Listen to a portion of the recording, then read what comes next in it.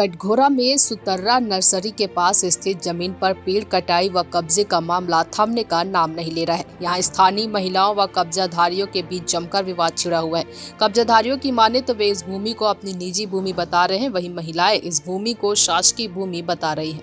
अब पूरा माजरा क्या है यह तो समझ से परे है। हालांकि कब्जाधारियों ने उक्त भूमि के प्रमाणित दस्तावेज प्रशासन के समक्ष प्रस्तुत किए, लेकिन महिलाएं उन दस्तावेजों को बताकर कब्जा करने में बाधा बनी हुई है। वहीं अगर प्रशासनिक नियमों की बात करें तो जिला दंडाधिकारी से पेड़ काटने का परमिशन हासिल करने के बाद ही पेड़ों की कटाई संभव हो पाती है, जो बेहद जटिल प्रक्रिया मानी जाती है। बिना परमिशन हासिल किए पेड़ काटना दंडनीय अपराध की श्रेणी में आता है। उक्त मामले में ऐसा माना जा रहा है कि अगर पेड़ कटाई करने वाले तक प्रशासन के हाथ पहुंचे तो उन पर कड़ी कार्रवाई होना तय है।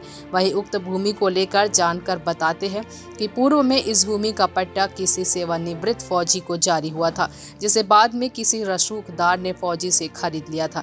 यहाँ भी एक सवाल खरोच रहा है, आखिर पट्टे की भूमि का नामांतरण कैसे संभव हुआ? क्या रसूखदार ने जिला दंडाधिकारी से उक्त भूमि के खरीदी बिक्री पर परमिशन लिया था? खैर, उक्त भूमि को लेकर कई तरह की बातें सामने आ रही है, जो प्रशासनिक जांच के बाद ही साफ हो पाएगा। बहरहाल आप सभी जुड़े रहे News+21 की खास खबरों के साथ। चैनल आपको पल पल की जानकारी से अवगत कराता रहेगा। अरविंद शर्मा के साथ सुनील कुर्रे की रिपोर्ट। कटघोरा वन मंडल में एक पेड़ कटाई का मुद्दा काफी तूल पकड़ा हुआ है कसमिया के डिपो में। इसको लेकर आप क्या कहना चाहेंगे?